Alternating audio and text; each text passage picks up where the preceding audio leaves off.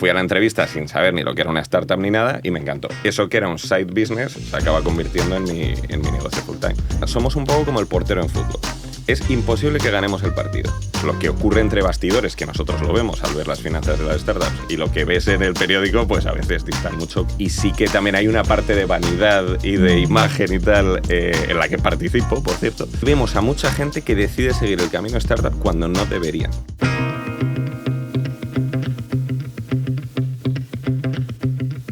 Frecuencia CEO, un podcast de Conto con Andrea Vilallonga. ¿Qué tiene que tener una startup para triunfar? No tenemos la receta del éxito, lo siento mucho, pero sí es sencillo identificar las causas principales que están detrás del fracaso de estas empresas. Según un informe de CB Insights, solo el 10% de las startups triunfan. Sí, repito, 10%. Aparte de la competencia y el modelo de negocio, una de las principales causas del fracaso es no poder cuadrar los números. En palabras de nuestro invitado de hoy, ninguna empresa va tan bien como aparece en LinkedIn, ni tan mal como piensa el CEO. Hoy, en Frecuencia CEO, un podcast de Conto, la cuenta de empresa y autónomos que quiere dar voz a historias de empresarios como la tuya, tenemos con nosotros a Jaime Medina, fundador de The Startup CFO. ¿Qué tal, Jaime? ¿Cómo estás? Muy bien, muchas gracias por invitarme. Gracias a ti por estar en Frecuencia CEO. Oye, a mí me interesa mucho el cómo llegas aquí, porque tú eres biofísico. Vale. Sí, efectivamente la vida da muchas vueltas desde la carrera hasta hoy. Claro. Y entonces, pero tú estabas ahí convencido porque incluso te metiste a hacer un doctorado. Hola, ¿qué tal? Totalmente. Yo siempre digo eso, yo empecé a hacer un doctorado, lo que quiere decir que no soy doctor, ni creo que lo vaya a ser. Pero sí, yo estudié la carrera de física y la verdad es que me encantó. Y después empecé un doctorado en Estados Unidos, en Nueva York. Y allí, experiencia personal fantástica, pero relativamente rápido vi que la ciencia no es lo mismo estudiarla que trabajarla. Y trabajarla es un trabajo muy solitario, el impacto es a demasiado largo plazo, muchas veces puedes estar en un limbo, exige una especialización en una temática súper concreta, muy específica, y son cosas que poco a poco pues, no encajaban con mi personalidad, y ahí sí que dejé el doctorado, desconecté, volver a empezar y cambié de rumbo. Consultoría y otra vida en empresa. ¿Pero en consultoría de qué? Empecé en consultoría estratégica en McKinsey, en Madrid. Pero sin ningún tipo de estudio sobre... Justo. En McKinsey, justo yo diría que contratan a una mitad de ingenieros o algo más y siempre contratan desde abajo. Casi siempre. O sea, incluso el que está arriba de director entró de analista. Entonces siempre te dicen que lo que hace falta es ser bueno con números, bueno con inglés, razonar bien, pero no te exigen tanto conocimiento de negocio tal. O sea, entré sin saber absolutamente nada bueno, eso es interesante. De empresa ni de tal, efectivamente. Pero bueno, números bien por la carrera, inglés bien por venir de Nueva York. Así que ahí me reciclé. Y bueno, es un camino que conocía de otras personas que habían estado en ciencia, lo habían dejado y habían pasado a consultoría. Vale, o sea, que habías oído personas que hacían esto, no es que la consultoría la llevaras dentro... No creo que nadie la tenga dentro de nacimiento, pero es una manera precisamente muy buena de ver muchas industrias nuevas desde dentro, en proyectos cortos, trabajar con mucha gente.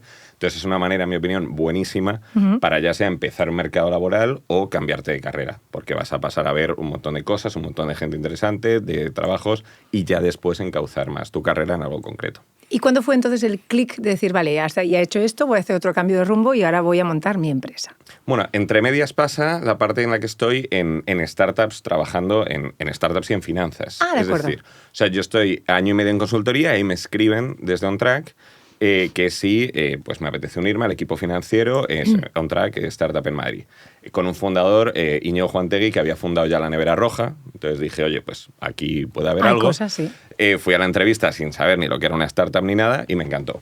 Y entonces estuve, pues en total, 2 años y medio, trabajando en posiciones en finanzas, en startups. Ayudando a que... Eso es. Okay. Ya ahí sí que eso... O sea, ya tenía algo de conocimiento, ahí ya sí, después de consultoría, aunque aún así aprendí infinito y del sector startup y de finanzas y, bueno, trabajando ahí fueron aventuras súper buenas. Y ya ahí es cuando, pues poco a poco me empiezan a decir amigos, échame una mano con los números, ayúdame con el plan de negocio, ayúdame con estos temas administrativos, con la ronda de inversión, etc. Y eso que era al principio un favores amigos, después ya servicios, aunque sean amigos, ya decir, claro, oye, yo me ocupo de esta responsabilidad tal, eso que era un side business se acaba convirtiendo en mi negocio full time. Y ya después el montar la empresa. Claro, o sea que fue como, no casualidad, pero sí como una consecuencia de situaciones... Más o menos, sí. O sea, en ningún momento es, güey, tengo esta visión Claro. o creo que tuve mucha suerte de que no tuve que tomar un gran riesgo al comenzar mi negocio, al comenzar la empresa, porque fue gradual. Claro. O sea, yo el día día siguiente, al último día de ser empleado, yo ya tenía varios clientes en marcha. Vale. Entonces, la verdad es que he tenido la suerte de no tener que tomar nunca el riesgo que mucha gente muy valiente toma de empiezo de cero y lo dejó todo. Has dicho una cosa que me ha interesado, que me encantó el mundo de las startups. ¿Qué es lo que te ha gustado del mundo? ¿Qué es lo que te gusta del mundo de las startups? A ver, hay, como siempre, bueno, te diré lo bueno y te diré lo malo. Dame que todo. lo tiene Aquí queremos también. saberlo todo. Efectivamente, y en esto intento ser muy transparente. A ver, suele haber gente muy buena, con muchas ganas de hacer cosas, con una mentalidad súper innovadora, con mucho desafío a lo que siempre se ha hecho. ¿Esto siempre se ha hecho así? Bueno, pues igual no. Siempre al día con la última tecnología para aplicarlo en mercados grandes. Entonces, por definición, en mi trabajo, cada día hablo con 10 emprendedores de cosas totalmente distintas. Uno hace una de cardiología, de inteligencia artificial, de tal.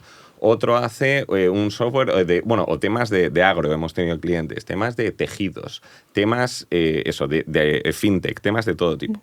Con el factor común de que son ideas súper innovadoras. Eso a mí me gusta mucho. O sea, si yo trabajara solo con, pues yo qué sé, con panaderías, pues serían todas iguales. Sí. Pero aquí trabajar con startups se parecen mucho desde el punto de vista financiero, pero cada una tiene su película, su sector, claro. etc. Qué interesante. Y luego, parte efectivamente pues más negativa, muchas veces se confunde, yo creo, cultura fresca y joven con inexperiencia, o intentar resolver problemas con tecnología que ya existía en mercados grandes, pues igual es que entonces no es tan fácil.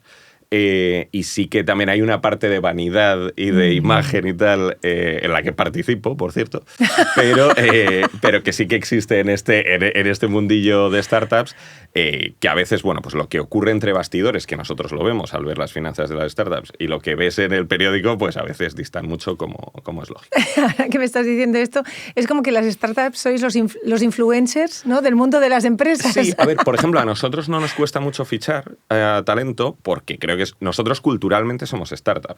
No tenemos inversores externos, no tenemos producto súper tecnológico, pero culturalmente la verdad es que nos parecemos a cualquier startup.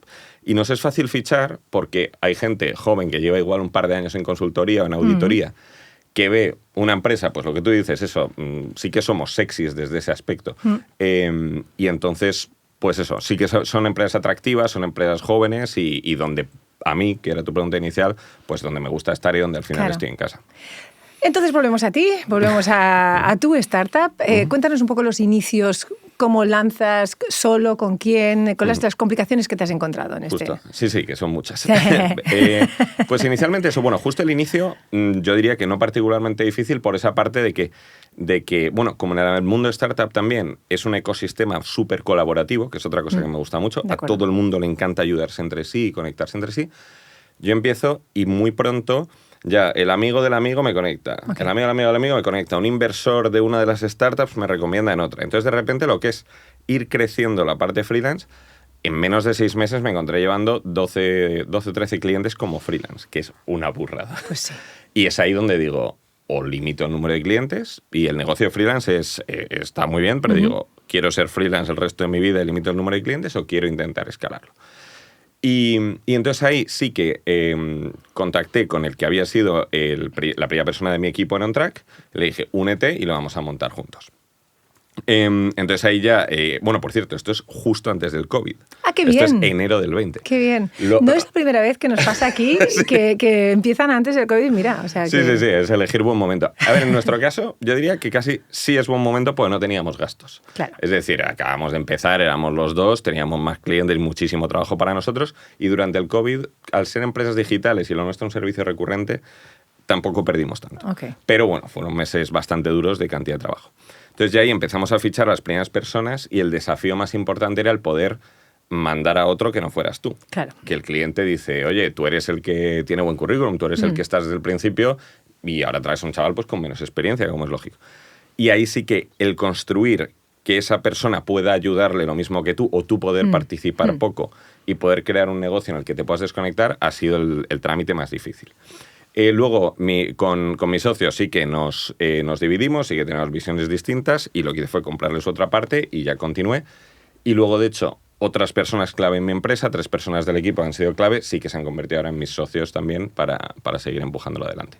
Vale. Y ha evolucionado mucho el negocio desde entonces, ya somos 35 personas, hacemos más líneas de negocio, más servicios, hemos servido a más de 400 startups. Wow. Así que, bueno, han pasado muchas cosas, efectivamente. Claro, claro. Entonces, si vamos a lo que es el negocio puro, vosotros os dedicáis a ayudar a la gestión financiera de las startups. ¿Sería esto? Eso es, sí. Yo diría sobre todo 2 partes. Uno, la gestión del día a día, efectivamente, desde lo que es la contabilidad o el reporting o las previsiones del negocio o procesos, control en relación con terceras partes, como la ayuda estratégica de nosotros ayudamos con las rondas de financiación, con la relación con los inversores, con cosas estratégicas, etcétera. Y luego otra pata del negocio es el conseguirles financiación, ya sea bancaria, ya sea pública, que hacemos mucho, o algo de apoyo en financiación privada. Esto sería como los servicios básicos de la empresa y casi siempre orientados a startup. Sí que recibimos alguna que es más tipo pyme, etcétera, pero bueno, nuestro marketing y nuestro posicionamiento es startup. Es muy interesante porque al final esta parte que estás comentando, normalmente lo que nos cuentan aquí es que es la parte más complicada para todos. Bueno, es curioso. Sí, más... O sea, claro, o sea, para muchos si el fundador es un tipo técnico, ni quiere... Ni sabe, claro. Ni le parece un horror y tal, y no se quiere ocupar. Si es un tipo de negocio, en general entiende que no debería dedicarle un jueves entero a ver si cuadran estos números, cuando el tío lo que me está diciendo es que quiere crear una empresa de 1 billón de euros. Claro, y no sé. Es que ahí está. Pero, ¿qué pasa? Somos un poco como el portero en fútbol. Es imposible que ganemos el partido. O sea, un mal producto o una mala startup, por tener unos financieros maravillosos, no va a triunfar. No, está claro. Pero lo contrario sí que te puede pasar. Entonces, sí que puede ser fantástico, y si no te financias bien, y si no has visto venir un problema de caja, y si te has levantado dinero a una valoración excesiva que luego no defiendes, y si no cumples, por supuesto, la parte de compliance con la administración, de impuestos y tal, pues puedes tener problemones o matar tu proyecto. Entonces, es desagradecido porque rara vez tenemos una victoria de decir, oye, fantástico. Lo hemos conseguido nosotros. Claro. Sí, pero sí es de soporte. Eso es. Y con muchos fundadores sí que lo que nos dicen, que es un feedback que nos gusta, es la primera vez que ven un reporting hecho por nosotros con métricas o en forecast, dice, vale, por fin veo la empresa. Por primera vez. Vale. Dice, vale, está aquí. Vale, ya sé lo que pasa. Y eso nos gusta mucho. Y en ese reporting, ¿qué es lo primero que analizáis, ¿no? para ayudar a una startup? ¿Qué es lo más importante? Pues esto yo diría que es en parte por lo que nuestros servicios es tan bueno para startups, o eso queremos o eso esperamos, porque nos enfocamos muchísimo en las métricas de negocio. Una startup, en general, pierde dinero durante años y años y años. Y esto se puede hacer bien o se puede hacer mal. O sea, tú puedes estar invirtiendo en crecimiento y genuinamente pagar hoy 100 por un cliente que te va a dar 10 al mes, pero entonces pagas los 100 hoy y pagas no 100, sino 1000 para captar a 10 o así sucesivamente. O puede ser un gasto estúpido, puede ser un gasto de mal gasto. Sí, sí. Entonces, esto se ve en la parte de métricas. Entonces, por supuesto, nosotros reportamos las pérdidas y ganancias de la empresa, reportamos los flujos de efectivo, que son súper importantes, pero ponemos muchísimo énfasis en las métricas de negocio. Por cierto, los Venture Capital también. O sea, claro.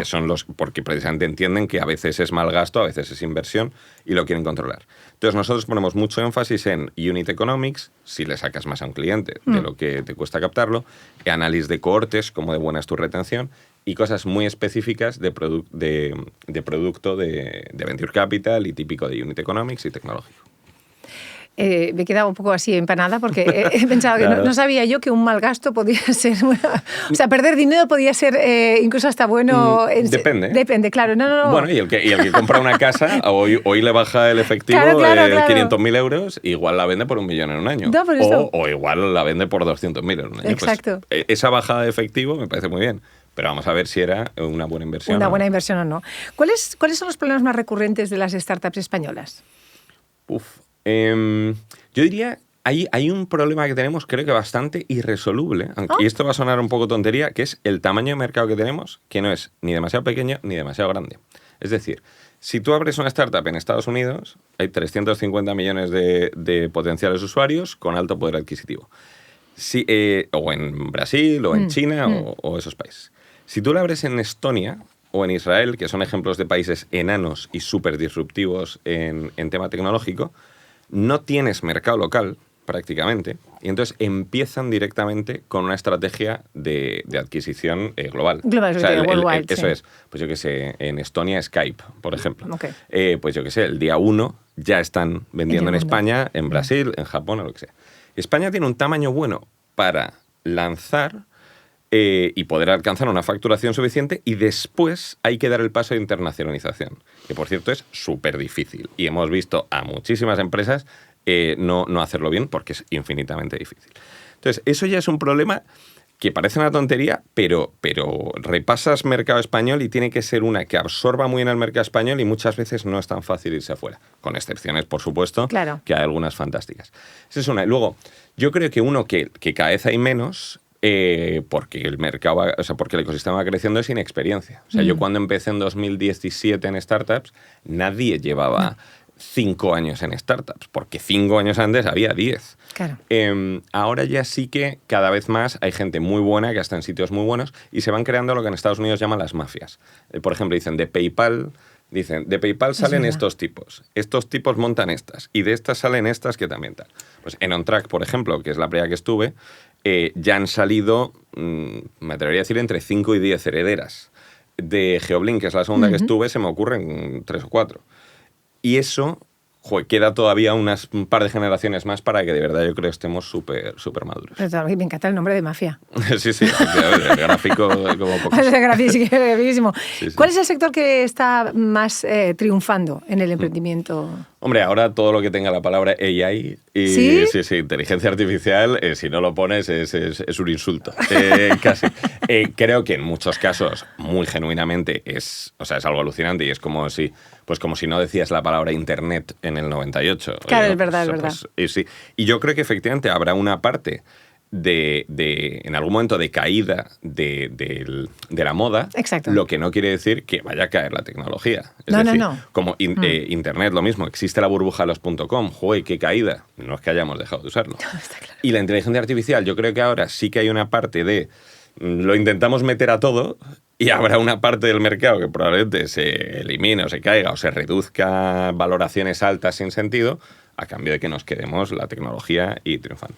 Desde luego ahora, todo proyecto con el que hablamos incluye la palabra AI en las primeras 10 palabras. O sea, que eso sería a lo mejor, digas, el punto común que tienen todas las que tienen éxito en este momento, más o menos. Sí, pues que me atrevería a decir casi que todas. O sea, wow. De las nuevas rondas, o sobre todo startups que están empezando con primeras rondas muy grandes. Antes una primera ronda de una startup igual era 200.000 euros.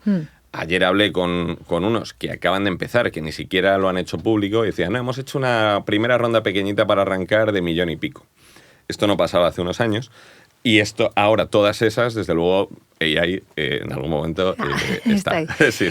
Ahora, pues sabemos el éxito, y ¿cuál es el fallo más común que hacen las startups españolas? A ver, existe, depende mucho del tipo de emprendedor, okay, pero existe mucho el de, igual suena un poco duro, pero creo que es real. Hay algunos como una parte de ilusión de montar la empresa y de ilusión de entrar en el proyecto que no se puede confundir con los economics del proyecto, y que de verdad debajo hay algo. Entonces hay, por ejemplo, algunas startups que vemos un poco en todos los eventos de startups, que las vemos con muchísimo marketing muy positivo y muy de enfoque en el grupo y tal, que es fantástico, pero es fantástico cuando lo combinas con que debajo hay un negocio sólido, con una tecnología única y tal. También vemos muchos founders que sí que vienen con una tecnología igual no tan buena, para un sector que lleva existiendo mucho tiempo. Y dices, pues no lo sé. O que analices el tamaño de mercado, esa es otra. O que no analizan el tamaño de mercado. Es decir, oye, pues si es lo voy a exagerar, si es un software para veterinarias en Madrid de animales pequeños, pues no creo que vaya a ser un billion company. No. Y no pasa nada, por cierto, que esa es otra. No toda empresa tiene que ser una startup. Ahora parece que abres una panadería y te tienes una startup, es lo que te iba a decir. Y vemos a mucha gente que decide seguir el camino startup cuando no deberían. Y porque el modelo de negocio no encaja, porque su personalidad no encaja. El fondo de Venture Capital quiere una posibilidad entre 100 de que tú seas enorme. Tú igual quieres una entre 3 de que te vaya bien. Exacto. Como, por cierto, es mi caso. Yo soy el primero que tal. Y que a lo mejor no es un negocio realmente escalable, lo que decías tú, porque esa es la diferencia entre una pyme, y ¿no? pasa nada. Y no pasa nada. Y no pasa nada. Porque hay que ser Eso el influencer. De hecho, aterrizar un poco más tu pregunta, aplicar el modelo de financiación erróneo al modelo de negocio erróneo. O sea, que eso no case, y muchas veces con el fundador tampoco. Ese encaje de esas 3 piezas, vemos muchas veces que no está bien pensado de base. O sea, que la estrategia y la financiación al final tendrían que tener más o menos el mismo peso. Sí, o sobre todo hablarse. Quiero decir, claro. O sea, si yo quiero montar una empresa de servicios, no tiene sentido que levante una ronda de 40 millones. Si yo quiero montar el superproducto escalable con poco margen a lo globo, que necesito muchísimo mercado, entonces sí, necesito levantar muchísimas rondas de venture capital. Pero, bueno, pues a cada uno lo suyo, claro. A cada negocio lo suyo. Estás hablando mucho de rondas y entonces es saber cuánto de importante es la financiación externa. Porque hemos visto aquí que también hay financiación de, ¿cómo es? Family Friends. Sí, Family, Fools and Friends, efectivamente. FFF. Eso es. A ver, el fondo de Venture Capital, yo a muchos se lo digo con parte de ironía, pero que es un mal necesario en el sentido de, a ver, el fondo de Venture Capital va a querer meterse, va a querer derechos políticos, obviamente derechos económicos, etcétera, pero claro, que te está invirtiendo un dineral cuando todavía no tienes nada o no has demostrado muchísimo. Claro. Entonces, si tú de verdad necesitas un dineral sin haber demostrado mucho, hay que pasar por aquí, que son los fondos de Venture Capital. Luego, efectivamente, dependiendo del fondo y de la persona, ojo, que dentro de cada fondo no es lo mismo, cada persona, te podrán aportar más valor. Si tú nunca has montado una empresa y este señor ha invertido en 300 empresas de tu tipo, en principio va a poder decirte, eso es, estos tipos de marketing no funcionan, pues te puede decir A, B, C, D y E razones. Habla con este otro founder que le invertimos hace un tiempo, que tuvo este mismo problema y te va a poder decir A, B y C. Abogados, nada, te pone, usa estos que son los que nos han funcionado bien. Eso te lo puede aportar un fondo. Hay otras fuentes de financiación alternativa, bueno, por supuesto, aparte de financiarte con pues eso, Family, Fools and Friends, o bancos un poco más adelante, o Venture Debt, hay otras, pero el Venture Capital suele ser la base. Eso es, la base y lo más importante. ¿Y cómo lo valoras este ecosistema del Venture Capital? Bueno, también evolucionando mucho lo mismo. El año 2017, cuando yo empecé, era la prehistoria y había pocos en España y con poca experiencia, igual viniendo de otro tipo de activos, igual el que gestionaba antes bolsa o private equity se metía a Venture Capital, y ahora lo que vemos es que hay muchos más fondos, más profesionales, muchos con talento extranjero que han traído o muchos ya de ex-emprendedores. Que lo mismo, lo que te decía antes, el ex-emprendedor también entiende muy bien al emprendedor. Y en eso efectivamente lo vemos mejorando, aumentando de tamaño y eso, aportando valor.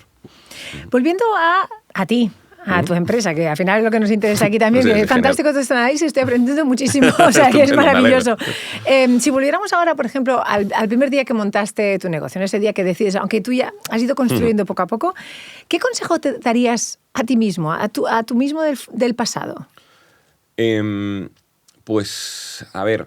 Sí, bueno, muchos, la verdad. O sea, uno mira para atrás y ve todo errores, ¿eh? Y no lo digo con falsa modestia, pero dices después, ¿cómo se me ocurrió esta tontería y tal? Tengo varios. Uno, tener cuidado en cómo jugar con el equity, con el capital de la empresa, con el reparto de porcentajes y tal. Cuando está empezando la empresa, todos estáis muy alineados porque todo es un sueño. Entonces, pues dices, venga, pues vamos hacia allá. Luego ya cuando vas avanzando, igual uno quiere ir hacia un lado y otro hacia el otro. Y entonces eso... hay que tenerlo previsto desde antes.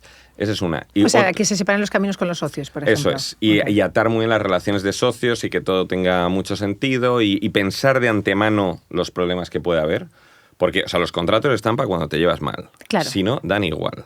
Entonces, pues pensar oye, si alguna vez nos llevamos mal, ¿cómo lo hacemos?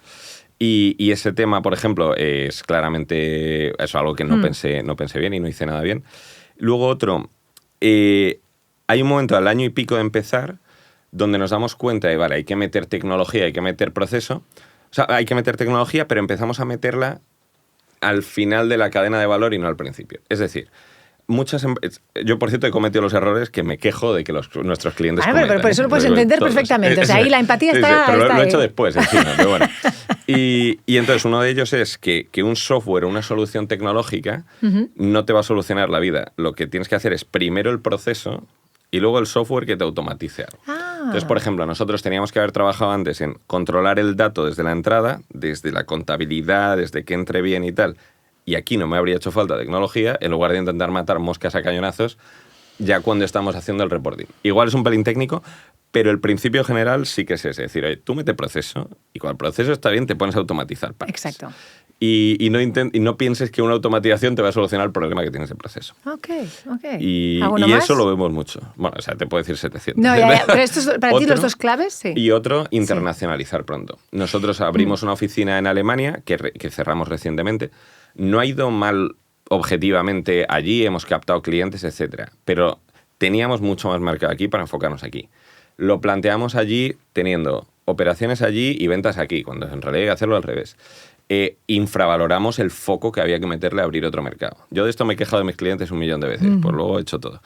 Y entonces eso, o sea, es mucha empresa, y por lo que te decía también del tamaño de mercado medio, se lanza a internacionalizar diciendo, si ha funcionado aquí, va a funcionar allí, y la diferencia cultural, los competidores allí, la mentalidad, los mercados, no tienen nada que ver. Y es muchísimo más difícil de lo que parece.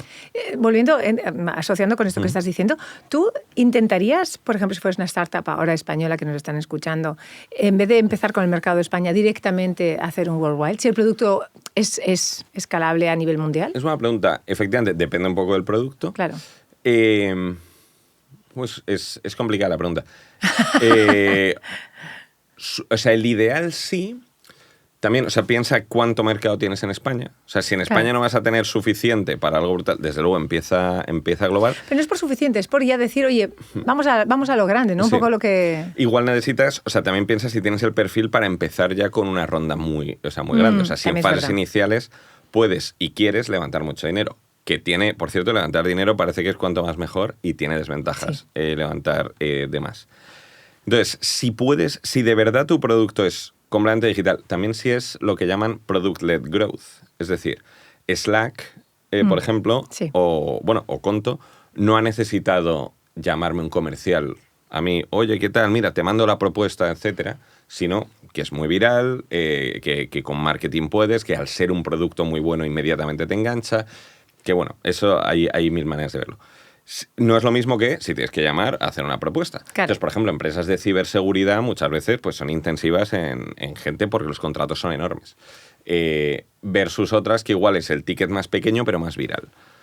Pues lo mismo, si depende mucho de que alguien llame, de que alguien esté ahí, de que tengan confianza, de que se vayan a comer 3 veces, etcétera, pues no te va a ser fácil vender en Australia el primer año. Normal. Si es Typeform, por ejemplo, Typeform, que es un caso de éxito fantástico, un producto fantástico, sí que bastante viral, bastante barato, no hace falta fuerza de ventas, puedes vender globalmente. O sea, al final es una cuestión de capital humano. Sí, muchísimo. Bueno, infinito. Y en fases iniciales al 90%. Bueno, volvemos a ti. Venga, va. Lo que tú quieras. ¿Cuál es el mayor reto financiero que te has encontrado? Bueno,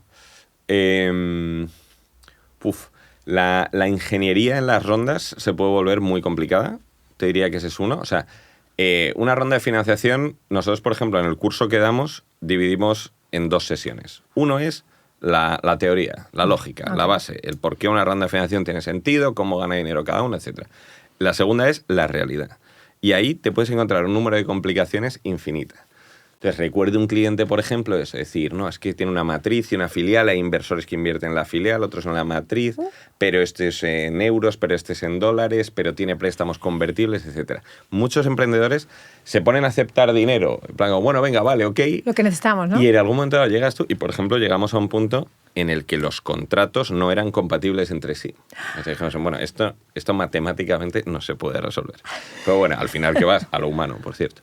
Luego, Venture Debt es un tipo de financiación muy buena, pero muy complicada de entender, analizar, y creo también ahí que hay emprendedores, nuestro consejo es decirles que se lo piensen mucho, que hablen con gente muy experta, con gente que ya lo ha hecho, porque son contratos muy complicados. Y luego ya un poco más en lo humano, las empresas que no van tan bien.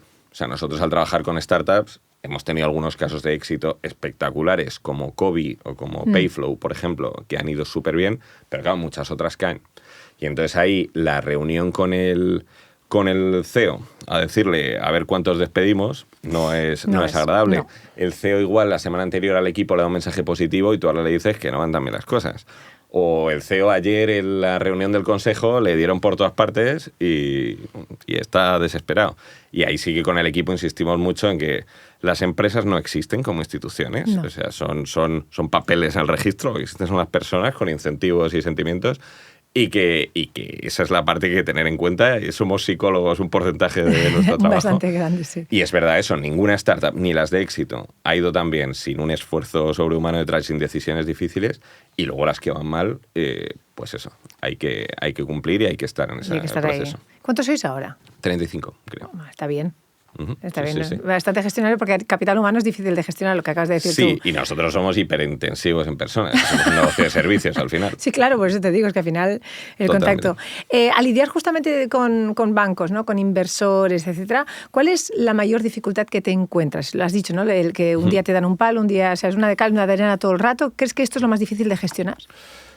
Puede ser. O sea, con los inversores creo que es más fácil de gestionar de lo que algunos inversores y de lo que muchos CEOs creen. Ok. Son socios. Ya está, sois socios en la misma empresa. Ellos tienen acciones, tú tienes acciones. Y vemos muchas dinámicas con los inversores donde el CEO es, no, pero al fondo le voy a decir esto, no, pero... O sea, se tiran 4 días de los 5 de la semana preparando a ver qué le van a decir al fondo en lugar de trabajando. Claro. Y digo, no, a ver. Por otro lado, los fondos también muchas veces les vemos en la dinámica contraria de meter demasiada presión o de eso. Decir, oye, nadie entiende mejor el negocio que el CEO, no tú como inversor. Entonces, esa parte a veces la vemos crear fricciones cuando yo creo que se simplifica con oye, que somos socios. Ya está, como entre cofundadores. Y luego con los bancos, con los tradicionales, cuesta mucho el sacarles de mentalidad pyme tradicional. Aún ahora, ¿eh? Sí, va mejorando, pero aún ahora diría que sí. Con los bancos tradicionales muchas veces, o sea, esto ha mejorado, pero me acuerdo de una conversación hace 7 años que las 2 primeras preguntas fueron, ¿hay previsto relevo generacional en la empresa? y si la oficina estaba en propiedad de la empresa. Y digo, el fundador tiene 25 años. Digo, y planea venderla en 5. Digo, o sea, que el relevo generacional, tú no te preocupes, ¿sabes? Y la oficina en propiedad, digo, o sea, no he visto ninguna que la tenga ni que sueñe en tenerla. Digo, no, todo el mundo la tiene alquilada y se mudarán a otra en 3 meses, pues se les quedará pequeña. Claro. Esto ya pasa menos, pero aún así... Igual, con los frentes comerciales ya pasa menos, pero los escenarios de riesgos sí que son muy así. Y de nuevo, Uber, por ejemplo. Uber ha perdido dinero hasta hace nada, de hecho. Wow. Pero puede estar controlado, porque tú decías, pues si todas mis ciudades las acabo rentabilizando a los X años, voy a meter un montón de dinero para abrir otras 20. Y cuando vayan bien, ahora otras 30. Y cuando vayan otras 40. Y es lo que te decía las métricas. Los bancos muchas veces, o sea, si cuanto más anticuados sean, no se meten a eso, dicen... pierde un dineral. Si lo miras con ojos como hay que mirarlo, dices, oye, pero este está controlado. O sea, están invirtiendo en esto, les va a salir y tal. Entonces, esa pelea con los bancos tradicionales la seguimos teniendo. Que no están con los bancos digitales, a lo mejor. Los bancos digitales, lo que es fantástico es la operativa, desde luego, y en financiación lo que pasa es que por poner un proceso más escalable y más sin contacto humano, etcétera, normalmente son cantidades más pequeñas y para casos de uso más concretos. Que funciona fantástico, pero depende también de la necesidad de cada empresa y de cada proyecto. A día de hoy, ¿cómo ves, mirando atrás, el recorrido de tu empresa? A ver, yo estoy muy orgulloso, sobre todo de los 35 empleos. Es decir, o sea, yo me hizo muchísima ilusión pagar la primera nómina. Ahora no me hace tanta ilusión por el volumen del pago. Gasto, exacto. Lo que sí, que de hecho ya estamos a 22. Sí. Pero sí que creo que es el impacto que he hecho que más ilusión me hace. Creo que para mucha gente además es su primer trabajo. Y digo esto de 40 años se acordarán de que este era su primer trabajo. Esa parte me hace muchísima ilusión. Veo infinitos errores, como decía, infinitos, que le sorprende a uno decir, bueno, pues no debemos estar tan mal. No, porque mira, a pesar de... Sí, efectivamente, bueno, pues debe haber cosas buenas también. Y bueno, también ha sido como muchas fases también para mí personalmente. O sea, yo al principio era CFO de startups. Ahora soy CEO de una empresa que hace servicios de CFO para startups. Entonces ha habido muchas fases y mi día a día ha sido muy distinto a lo largo del tiempo. Y eso me gusta, por cierto, por déficit de atención y querer hacer cosas nuevas. Bueno, pues eso dejaste la carrera, ¿no? Sí, efectivamente, eso, por el exceso de especialización, justo. Entonces eso sí que he conseguido canalizarlo con la empresa, con iniciativas nuevas, con cambios del día a día y tal. Y justamente por eso, ¿cómo te ves ampliando el negocio de aquí a futuro? Yo siempre digo lo mismo, la mitad de mi cerebro me dice, vamos a crear un imperio aquí y vamos a intentar hacer algo súper grande, vamos a hacer más servicios con gente muy buena, con más oficinas, con más todo. Tal. La otra mitad de mi cerebro me dice, joder, hay muchas más cosas que hacer en el mundo que finanzas para startups. O sea, pues lo mismo, igual que me ha gustado estar en diferentes sitios, digo, joder, pues igual hay que ver otros más.